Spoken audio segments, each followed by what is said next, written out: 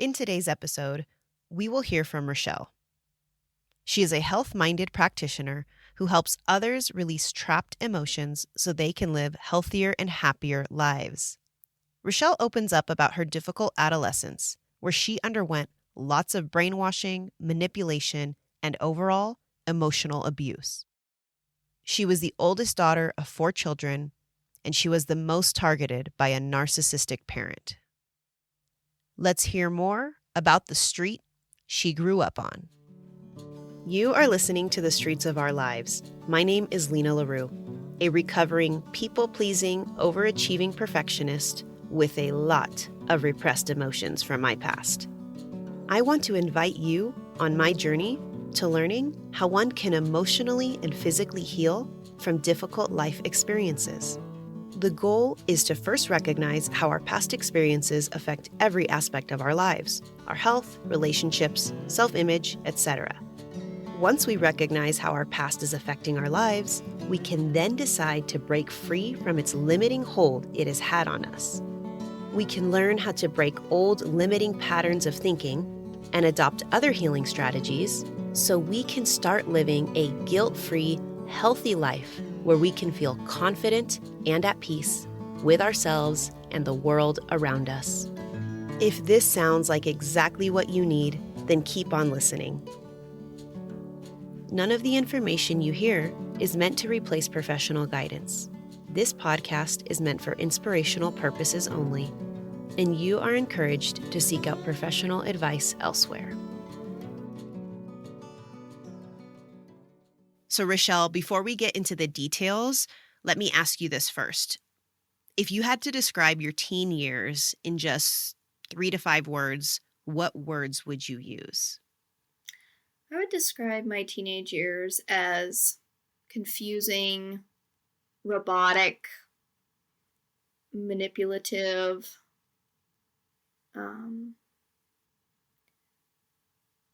passive-aggressive. So let's explore that some more. So, Rachelle, why don't you share with us some more about the street you grew up on? So when I was growing up, I would say that my childhood felt very normal. Like, there wasn't anything that was like, oh, this is, wrong, or this isn't normal. Everything seemed to start going downhill after one of my grandparents passed. And it really affected my father, and he just kind of went off the rails. He didn't have somebody kind of holding him in anymore, basically, in terms of just being accountable to somebody for what he was thinking and believing and his actions, right? And so looking back now, I can see that he was a narcissist, is a narcissist. It's always all about him. Everything is about him. For those of you who do not know what a narcissist is, I will give a very simplistic and short explanation. I'm going to share a definition from the website PsychDB. It's a free psychiatric reference for medical students, residents, and physicians. Narcissistic personality disorder is a personality disorder where individuals have a grandiose sense of their own self-importance, but are also extremely sensitive to criticism. There may be little ability to empathize with others, and individuals are more concerned about appearance than substance. It is characterized by arrogance, grandiosity, a need for admiration, and a tendency to exploit others. Individuals with this condition often have a sense of excessive entitlement and may demand special treatment. So growing up, when I hit teenage years, there was a lot of conflict between my mom and him that was just coming out more and more because she was standing up to him and being like, no, this is not okay, right? And so that created a lot of arguments that I would hear, and I would, go outside because I didn't want to hear that, so it's a lot of hiding, honestly, like hiding from reality. He was very passive aggressive. So it wasn't like there was ever any physical abuse. And when I was living in it, part of me felt like it would have been easier if there had been physical abuse, because then we could have done something, right? But when it's all emotional, it's like your word against his word, and it just felt like there was no way out. So I just want to touch on something important here. When Rachelle says that it would have been easier if her father had been physically abusive to her family, she says this because then they would have had evidence or reason enough to have the police arrest him and get him out of their lives. During the conversation, I told Rachelle that I had actually had the same thoughts before. I want to say that I know that there are survivors who have experienced violent physical abuse, and in no way are we saying that being physically abused is welcomed or preferable. We also do not want to diminish the traumatic nature of being physically hurt. We're simply just sharing thoughts that have crossed our minds in the heat of being emotionally attacked by a narcissist and wishing someone could have taken them away so they couldn't continue to defeat our spirits. Yeah, so I think, and that was also my struggle, like going into healing also, because I would say, oh, well, I didn't go through as much abuse as this other person, right? So I don't have any trauma. Not true. Because our traumas affect us individually, and the trauma that I went through was affecting my life. But it wasn't until I actually like came to terms with that, like, oh, I actually do have trauma. Like, this was a trauma in my life that it's okay that it wasn't like somebody else's. It's still impacting me, and I still need to heal. Rachelle goes on to talk about the spiritual abuse she received from her dad. Let me tell you, I got the chills when she told me about how her dad would take Bible verses and twist them to his benefit. So when I was growing up, there's a lot of passive aggressiveness, and he was also very spiritually abusive. So he would take scripture and he would twist it so that you always felt like you were the one in the wrong. So, and this was especially true because I was a female. Okay. My brother did not have the same experience as all of me and my sisters did, because he would take scriptures about Eve, and he would take scriptures about, women in general being the weaker sex, and he would just twist it all up in such a way that you were like, why did God even give women a mouth? Like, he should just have made us just like to just work and not be able to speak, not be able to think, because there's no point in us thinking because we're not allowed to talk and share our opinions, and we have no voice. Some of you may know that I am also a Bible believer, so when I hear about spiritual abuse like this, it really frustrates me. Even if you don't practice a religious faith, I'm sure that it feels uncomfortable when you hear vicious message coming from so-called religious people. They're trying to dominate you with their false teachings. It's just sick, in my opinion. So if that wasn't bad enough, Rachelle shared with me some more about the controlling environment she lived in from the ages of 15 to 18. So there was a lot of spiritual abuse, and a lot of in me emotionally feeling like, why did God make me a woman? Struggling with that identity, and then also wanting to do more with my life, but he would not allow me to go to college. I couldn't go even to do like college online. I was not allowed to do that.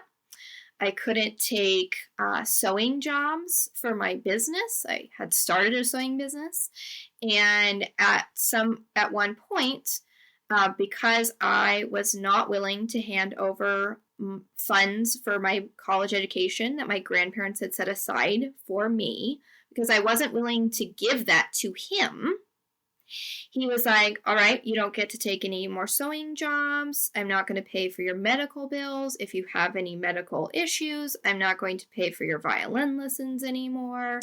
And I didn't have a driver's license. I didn't even have a social security card. I could not even get a job out of the home at all. I was completely and utterly trapped. And he would even say things like, the only way you're leaving my home is, and my brain actually blocked this for a very long time. So I just recently remembered that he has said this. But he would say, the only way you're leaving my home is married to the man that I pick out for you or in a coffin, basically. So Rachelle's dad wanted to hold her captive. He straight up told her that she would be in his home, under his control, unless she married the person he saw fit, or until the day she died.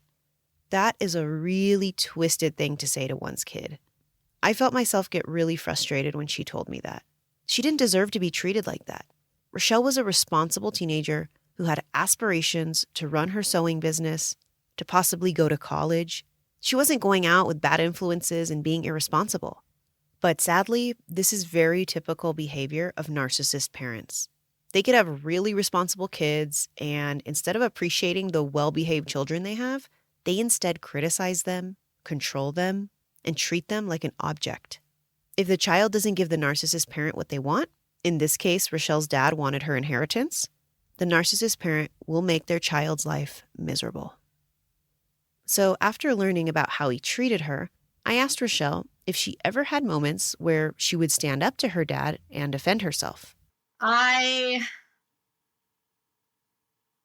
really struggled with the idea of standing up to him because, I was literally at his... He literally was at home all the time. He didn't have an outside job. He worked from home. So he was always there. And so there was a lot of fear. Fear is actually, I believe, a generational sin because my dad lived in fear, right? And so the whole atmosphere of the home is literally just fear. And with all the things that happened in those years with him and my mom and conversations that we would have with us. I mean, there was so much brainwashing too, that for a long time, for a while, I thought he was right because he would just say things over and over and over and over and over and over again. And when people do that, you start to believe that it's true, right? And so the only way that I could get out of that place of really just being so confused and am I right or is he right because he's using this scripture and I feel like something's wrong but I can't even put my finger on it because it's so twisted, right? It's like there's so much truth but it's twisted the wrong way and you're like, something's wrong with this, but you can't even put a finger on it because you're so brainwashed. That's how it was. And so I had a secret cell phone that my mom gave me so I would be able to call people and talk to them because my dad would listen on the phone line. So if I called on the home phone, he would be listening in and he could use anything against us. And he would, right? So I would call a pastor friend that I met when I was 18. And I'd call him, and I remember I'd either be outside talking to him or I'd be in the bathroom with the shower going with the vent on, right? So that he couldn't hear the conversation that I was having. And I'd just be in the bathroom whispering. And I'd be like, here's what Dad said at dinner time when he was doing devotions. And here's what I thought about it. And I don't even know what to think. And then he would talk me through and be like, no, you're correct. This is twisted. And here's what's really actually what it means. And so I had to have that person in my life to help me even know what was right and what was wrong because everything was so twisted up. It is so sad that Rachelle had to have secret conversations in the bathroom just to have an honest, safe place to seek guidance during this time. If any of you have lived with a narcissist, I know you can relate to this type of feeling. Always speaking in a low voice, maybe going underneath your bed sheets, turning on fans and showers to help drown out your voice when you just need someone to speak to who you can trust, who you can turn to, without the narcissist listening in. In this next part, you are going to hear about a very frustrating conversation that Rachelle had with her father. This was the conversation that finally motivated Rachelle to get out of the prison she was living in. We went to a family conference and I played the violin with him. He's a concert pianist. And I played the violin on stage, and the whole point of that was that he would be able to find a guy that would be interested in me. And so this one day, he's like, all right, Rachelle, we're going to go on a date. And I'm like, oh my word, you got to be kidding me. I literally brought like a recorder along because I was like, I don't know what this conversation is going to be, but I need to record it. And honestly, like it's amazing how your brain just blanks out a lot. You know, like I can remember the feelings that I had when I was in my teen years. I don't remember a lot of like actual conversations. I don't remember a lot of words. I just know how they made me feel, right? Because our nervous system is like, well, you're not feeling safe, and we're going to try and keep you safe, and we're just going to blank this out, right? We're just going to blank this out. And then you're like, and that also makes it hard to heal when you don't remember all the specifics. You're like, was I crazy? Like, was I literally crazy for thinking that this was like totally a disaster mess, right? Because you don't literally remember all the things. But anyway, so he takes me on this date, and he is telling me about this guy that's apparently interested in me, but how he can't allow me to court him because I am not being submissive to my father in giving him the money from my educational fund. And I'm thinking this whole time, I'm like, I don't even care that, like, you might like this guy. I already do not. If he likes you, it's already a problem. Right? But I'm like, well, who is it? He wouldn't even tell me a name, so I don't even know if he was making that whole thing up. He could have been. I don't even know. To this day, I do not know who this guy was. And then he was like, you know, your sister is so amazing with kids. Because my younger sister, Nicole, was really good with kids. And he was like, you're going to be a terrible mom. Like, he literally spoke that over me, okay? And this whole conversation, I am just trying to literally not blow up because I am so angry and I am so frustrated. But if I say anything, it gets used against me. So I don't say anything, right? And so there was this conversation, right? And I am like, after this conversation, I knew that there was nothing left for me at home. Like, I had to figure out how to leave. But he was there all the time. So how's that going to happen, right? So I didn't know how it's going to happen, but I started moving stuff out, like, very slowly. I started taking things down to my neighbor's shed, and I would store them in there. I asked her, like, hey, can I put stuff in here? Because I'm going to be moving out, and it's going to be very sudden, and I don't know when I'm going to go, but I can't have all this, I can't pack up all of this stuff and take it all when I leave, so I'm going to have to come back, but I'm not going to come back to my parents' house. And we lived on a hill, so, you know, we were at the top, and my neighbor was here, so it's not like he would see if I came and picked up stuff at my neighbor's house.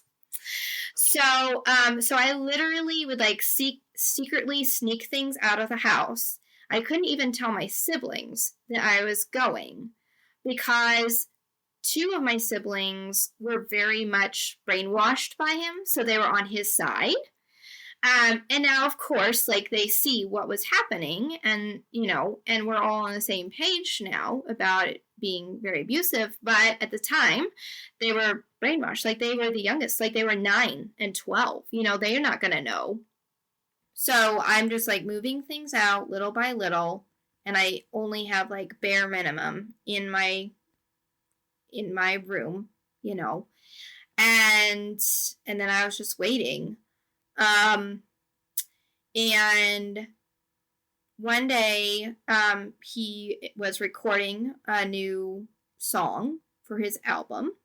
And so he actually had to leave the house. And I actually had to go with him. So, because he wanted me to record a violin solo on his CD. So I'm in there and I did my part. And we were recording we were recording in my little town. I lived in a very small town. And so I could walk home. So I finished the recording and I said, hey, I'm going to go back home. And he's like, okay, make a sandwich for me. So I go home, I walk home, and as I'm walking home, I'm like, is this the day? Like, do I do this? And of course, my heart is like beating out of my chest, right? And I make the phone call to my friend who's going to get me and help me get out, that I was going to stay with until things died down, and then I was going to move in with a different family. So I call up my friend, and I'm like, okay, today's the day. I need you to come get me right now. Today is the day. What a strong phrase that's been used in so many life-changing moments when one makes a decision that they know is for their good. I remember feeling so nervous, yet ecstatic for Rachelle when hearing this part of her story.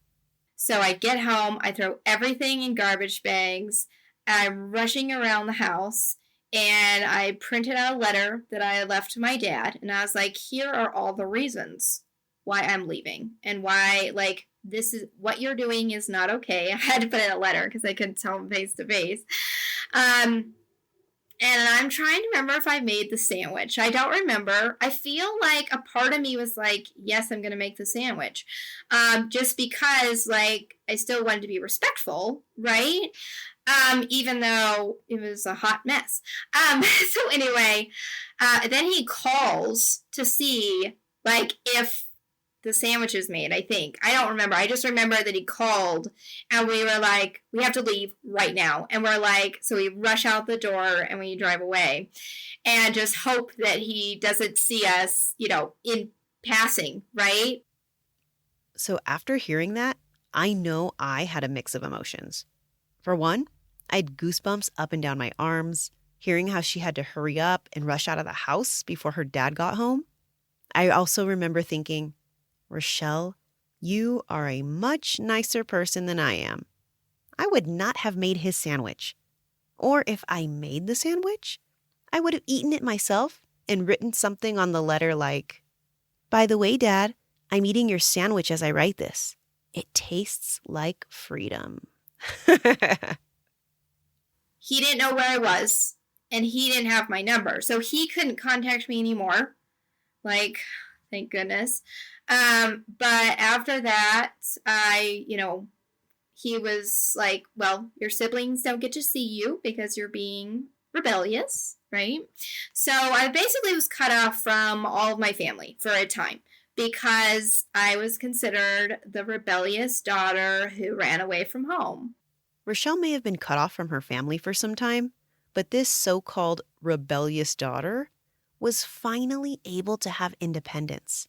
She started her sewing business again. She learned how to drive. She became a member of a church, basically doing all the things that she wasn't allowed to do before. You are listening to The Streets of Our Lives with Lena LaRue. In order to stay accountable to improving your overall well-being, you need systems in place to help you stay focused on your intentions. A simple and affordable system you can implement is tracking your day-to-day habits and actions in a journal. Lucky for you, I have a collection of journals that I have created to help you do just that. My 90-day wellness journals are meant to help you keep track of your day. Each day, you will be able to track the following: your food and supplement intake, your physical activity or self-care practices, your physical symptoms, and your emotions and feelings. You also have a section to set your daily intentions at the beginning of the day, as well as a section at the end of the day to reflect on your challenges and successes and what you are grateful for. These journals are great for those who are keeping track of their mood and emotions, for those who have specific weight goals, for those who are recovering post-surgery or injury, for those who are preparing for an athletic competition, and for anyone who simply just wants to keep track of their overall well-being. You can purchase these journals online at Amazon. I will make sure to put a link in the show notes so you can get one of these journals for yourself or for a loved one. Now, let's get back to the show. And so all of that stuff happened.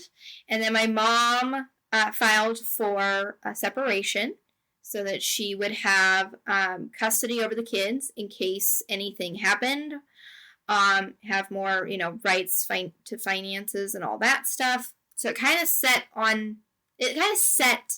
the stage, basically, for a bunch of other things to happen. And of course, my dad was pissed that my mom filed for separation. Like, he was livid, right?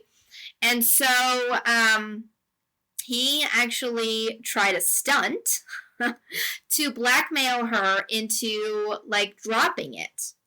And his stunt was that he took my two younger siblings, remember the ones that are more in his corner, 9 and 12. And he told them to get into our van and to drive it up to Wyoming to a friend's house. And he thought, my mom won't know where they are, and so in order to get her kids back, she'll drop the separation. Well, my mom had worried about him kidnapping the kids, and we had actually installed secretly a GPS system on the van. So when that happened, she called me and she's like, I can't find Christian and Autumn. I don't know where they are. I need you to look and see where the van is. And we could actually see the van traveling up I-80, which is a 2-lane highway, at 30 miles an hour. And so, I have a question. Who was driving, the 12-year-old or the 9-year-old? Yeah, the 12-year-old. Are you kidding her? They could reach the pedal. I guess you could. Oh. Yeah. That he put his children in danger for his own danger. Pride. Yes. Yes, he did. Yes.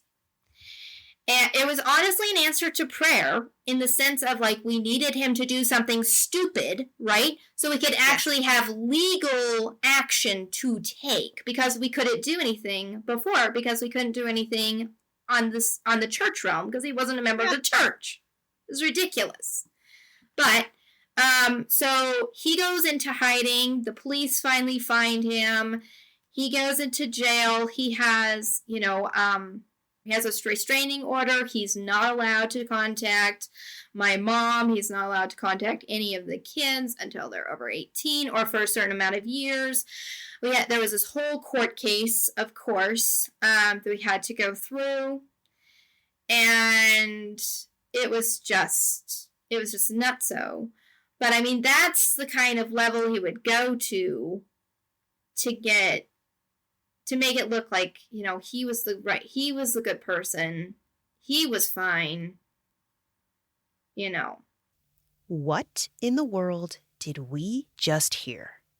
I felt so dumbfounded when hearing that craziness. That her dad had his 12-year-old and 9-year-old kids drive on the interstate so his wife would cave into him? This is just another example of the lengths that narcissists will go to get their way. When Rachelle told me this story, I just remember thinking, thank God her siblings were not hurt, and thank God they got this toxic, child-endangering person out of their lives. I'm so glad that you got out of it. And you know what? It's like you said, although leaving for you was scary, you were 18, you didn't know how to drive, you didn't have any freedom, Yeah. and you said, "You know what? I have to get out of this." Like you said, it set up like it was like this domino effect. Mm-hmm. Like, I bet you your mom was like, "Wow, my daughter could do this." She said, "No, I am tired of this. I'm gonna live my life." Mm-hmm. Like, I just so you took that first step to helping your family, as difficult as it may have been. I'm just, thank God for you that you had that courage to care enough about yourself, because, Mm-hmm. I'm sure that you motivated and inspired your mom. So Rachelle's journey didn't stop there. As we know, one doesn't just leave an abusive environment and everything just becomes sunshine and lollipops and butterflies. No. Trauma stays in us whether we realize it or not. Because I know Rachelle is passionate about her healing process and helping others, I knew that somewhere down the line, she must have had a realization that she needed to work on her healing. Just like that moment she had when she realized she had to leave the abusive home she was in at 18 years old, she also had moments where she recognized that she needed to embark on a healing journey. The first years out of it, I think I thought, oh, I'm good. Like I've processed just because I didn't just because it wasn't at the forefront of my brain. So this is what I would say to the people listening. Just because you're not thinking about it does not mean it's not affecting you. So I was just like blocking it all out, and I was like, oh, great. Like I've processed my trauma. I can move on from my life now. And now it's hilarious to me, but that's how your brain works too. And so I got married, and that there was also trauma there. It was like trauma on top of trauma, right? Like, because we both brought baggage in that we didn't even realize there was baggage. My husband has PTSD, which we didn't even know until my first child was born. So, and then he got triggered with her crying. So it was like a whole thing, right? And so we're figuring out, oh, he has PTSD, so he goes to counseling. I had done the court ordered counseling for all the kids. So I had been to counseling, and I was like, okay, great, I've processed this. Not even close.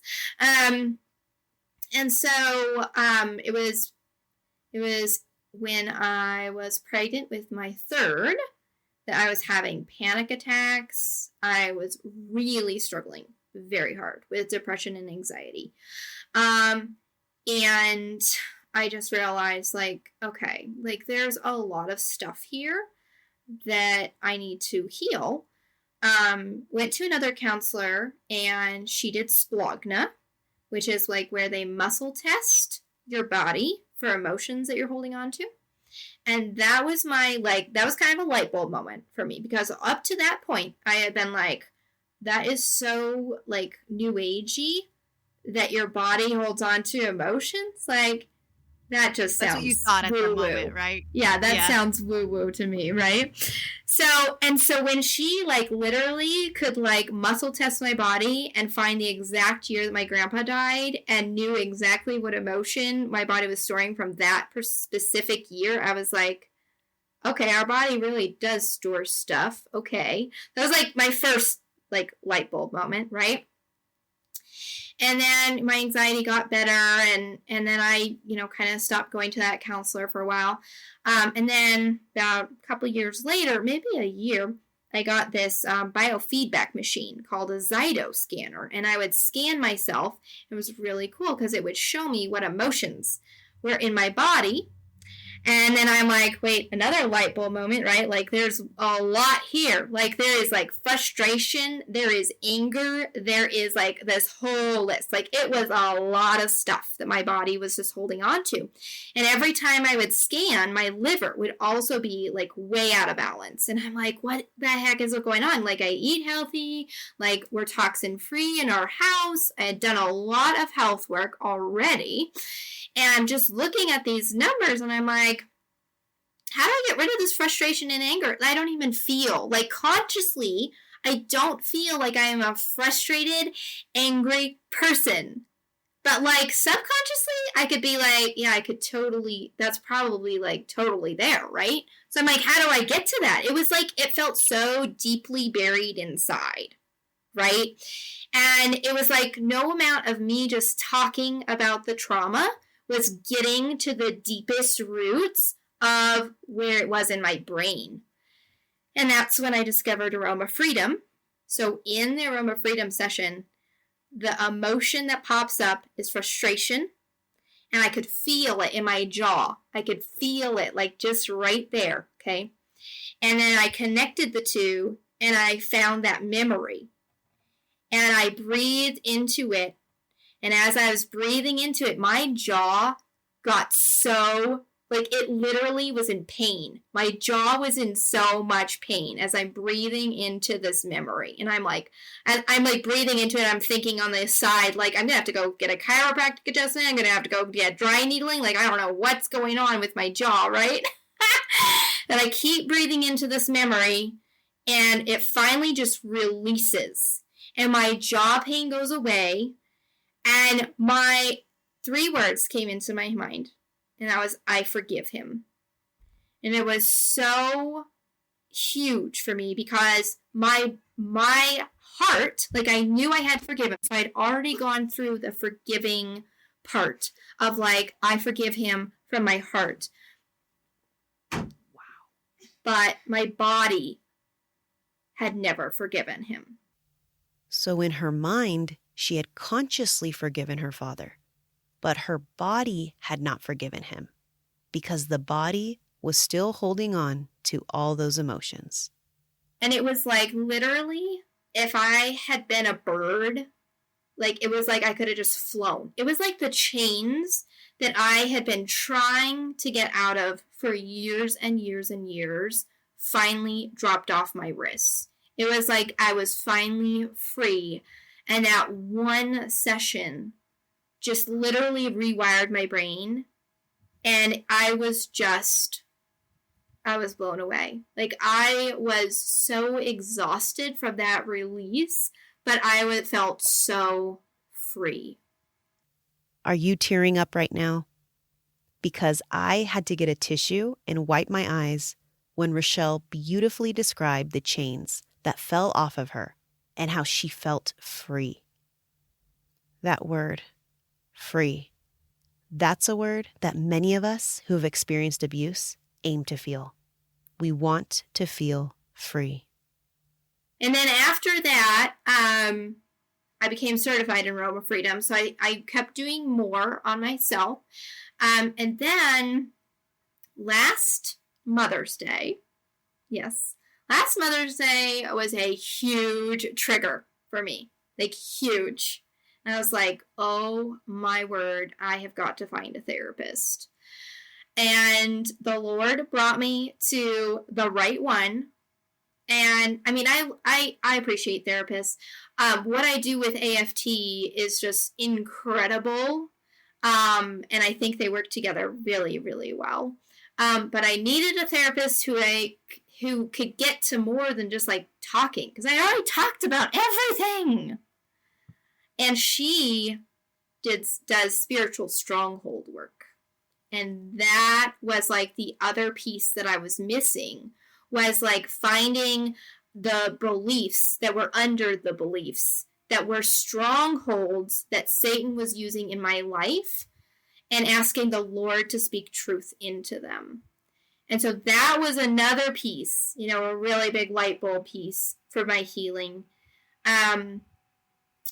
And then finding like mind, body, spirit release on top of that, which is where I can ask the nervous system, what am I storing unconsciously, has been another huge piece. And now I actually put all those pieces together in my breakthrough sessions. I do Aroma Freedom work with spiritual stronghold work with mind, body, spirit release work. And it's pretty incredible. So as you can see, Rachelle didn't just focus on her own healing, but she is now helping others on their healing journeys. As of this recording, Rachelle uses 3 modalities to help others. They are Aroma Freedom, spiritual stronghold work, and mind-body-spirit release. I asked her to go more in depth with the work that she does. So with therapy, you're talking, right? And that's really key. You need to have someone you can talk to, somebody safe, and that's really awesome, right? But talking does not get to the part of the brain that holds your emotions. That's your limbic system, and your limbic system cannot be communicated to with written or spoken language. And so we actually have to find other ways of releasing and processing emotions from the body that are not just talking. So with aroma freedom, what I like to say about aroma freedom is that it's really, really good for working through memories. It's really good for finding a traumatic or negative memory and reconsolidating it, which means that we're able to unlock the neurons connected to the memory, and we're able to break off the negative emotions connected to the memory so that when it reconsolidates about 5 hours later, there's no more triggers. Like, there is nothing left on that memory. You can look at it and feel neutral, which is an incredible place to be. It's not like it disappears, but you don't need it to disappear. You don't need it. You know it happened. You don't need to forget about it. You just need to not be triggered every time you think about it. And so that is huge for my clients and for myself, to be able to release emotions from memories. And then the spiritual stronghold work is very much just like finding a belief that is more than just a belief. It's a stronghold. And then we just pray into it. It's that one, the Lord does the work. The Lord speaks his truth into it, and it's just incredible. When he speaks his truth into a stronghold, like, he sets you free, right? And then the mind, body, spirit release work that I do is where I muscle test the body through the nervous system, and I ask the body what emotions it wants to process, and it will pull up very specific words. And that's really helpful because it builds your self-awareness onto what you're storing inside. And the thing is, all on my journey, what I've discovered is that the emotions we're storing for our memories are also affecting our health. And so our emotions get stored in our organs, and when they get stored for a period of time, really depends on the person how long, but it basically just wears down that organ over time, and then you have a health problem. So your emotions always turn into a physical manifestation, okay? And so with the mind, body, spirit release, I'm able to release emotions stored in organs, in scar tissue, in the spine, in the whole body. And it's incredible for just being aware of what's happening. And then also when you release those things, then those organs, their function increases. Like, everything improves when you release emotions from the body, because those block the body's ability to keep healing. Can you hear the passion in Rachelle's voice? She didn't even miss a beat when she was explaining everything. You can feel her dedication to the work she does, and it's evident she has invested time and energy into learning about the deep interconnectedness between our body and mind. During our conversation, I shared with Rachelle how I've also been learning about the connection between my health conditions and some very strong emotional conflicts within the last few years. We ended up talking more about the connection between our stored emotions, trauma, and our physical health. Last year, I had a bunch of health things happen after my husband had a freak accident. Well, put my body into fight, flight, freeze, and I had adrenal fatigue, I had weight gain, and I had edema. Well, I'm 30. I should not be having swelling in my lower legs, right? Okay, so get this. I asked a friend who could muscle test me, and I was like, oh my word, like, you've got to tell me what's going on. Like, why do I have edema? Why do I have nerve pain in my toes? Why, when I go to pour things, is my hand literally shaking? Like, this is not normal. Like, what's going on? And he's like, well, 85% of that is emotional. And I was like, what? Only 15%. 15% was a physical thing. And the same thing with my adrenals. Same thing. 69% emotional and 16% spiritual. I actually had a stronghold of fear. Remember how I said fear runs in my family? It was a stronghold that was affecting my adrenals. And only 6% of it was actually a physical thing with my adrenals. Okay. So like this is the kind of information that I'm trying to get out there for people, and why I started doing the mind body spirit release, because I'm like, if we can get ahead of this, if we can start by preventing things before they turn into bigger things, because we actually are releasing emotions in the body, people can heal first. Like, we don't have to go down this route. And also, when you said that about like other people eating really bad and never having any health problems, you have to remember we came into this world with generational trauma, and that also impacts our health. So there are people that can get away with eating total crap and not have any health problems, but they did not have the same generational trauma as other people that are eating super clean and having health problems. If this is your first time hearing about how your emotions can affect your physical body, then I hope hearing what Rachelle says will motivate you to dig into this topic more. I personally find it fascinating and life-changing. I'm also becoming more and more convinced that this type of knowledge can change our health, our relationships, and the world overall. If more people can know about this and we can stop these things before it happens, so people, one, don't have to experience such physical symptoms, go through surgeries, take so much meds, like all that, physical pain, all of that, but not just that. If we can realize if we can all realize how important this stuff is, we become more intentional human beings with our thoughts. We cannot just prevent people by being physically hurt. We will change the world by people being more thoughtful, loving, caring, patient, and intentional with each other. Yes. And also, when you do the work to heal yourself and you actually learn why you do what you do, you can be way more compassionate when other people are doing things that you're like, that is very hurtful. And then you can be like, then you can come at it from a place of compassion and be like, there's something else going on there. Like, their nervous system is freaking out about something. They've been hurt before. This is triggering something in them. And then you can come from a place of compassion instead of anger. Or defensiveness, or taking it so personal. Exactly. And I hope you can hear the honest excitement in both of our voices, and that it will encourage you to maybe look at your own healing journey from a different perspective. I know Rachelle sure gave me some new things to try out when it comes to my journey. As we were wrapping up the conversation, I wanted to get an idea of what Rachelle's life looks like now.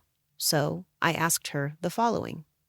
To bring this whole conversation full circle, Rachelle, I would like to ask you this question. We started off at the beginning with the 3 to 5 words that you used to describe your teen years. You know, you said like manipulative, robotic, passive aggression, brainwashing. So now, if you had to describe your present life in just 3 to 5 words, what words would you use? I like this question. I would say healing, not healed, but healing, free, compassionate, more understanding, and also managed. Like, I'm much better at managing my mind now after healing a lot of the trauma in my brain. That is really cool, and that's something I aspire to, is to be able to manage my mind, my thoughts. It's like a full-time job. And some days I still like utterly fail, but I'm getting better and I'm getting better, right? We're never going to be perfect. Notice how Rachelle used the word healing, not healed. I also like her other choice of words: free, compassionate, understanding. and managed. Which one of those words would you aspire to use for yourself? To finish up our conversation, I asked Rachelle to share some final words of advice to give us inspiration and motivation on our healing journeys. What I would say is don't be afraid to begin. Like, emotional healing looks really scary, and your brain is going to tell you you don't have time. Your brain is going to tell you this is uncomfortable. We don't want to do it. And that's just your nervous system talking. Your nervous system is just like, we just want to feel safe all the time. Because that's its job, right? But if you are safe, you're not healing. And you actually have to sit in the uncomfortable. And you have to dig into something that's really painful in order to heal. And it doesn't take as long as you think it does. When you actually are really intentional and you really make it a priority for your life and you invest into your healing. Like, honestly, don't try and DIY this. I tried that for years and years and years and got absolutely nowhere.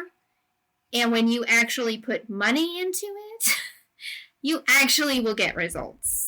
And get people that know how to help you, because trying to DIY it is just, you feel hopeless, you feel helpless, you don't get anywhere, and then you're like, this will never happen for me. This is not possible, but it is. You just need the right people on your team.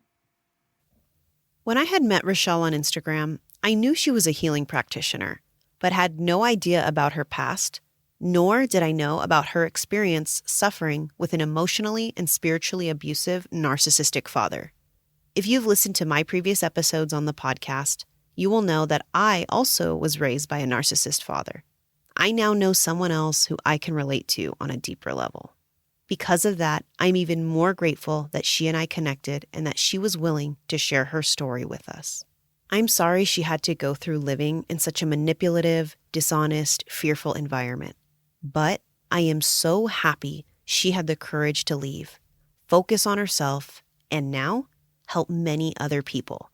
If you felt inspired and encouraged by Rachelle, I urge you to reach out to her and see if she can help support your healing journey. I'm going to share her contact information in the description of the episode so you can reach her.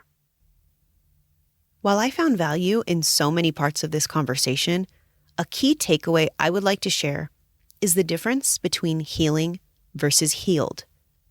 You may have noticed how Rachelle pointed out that she is not healed, but healing.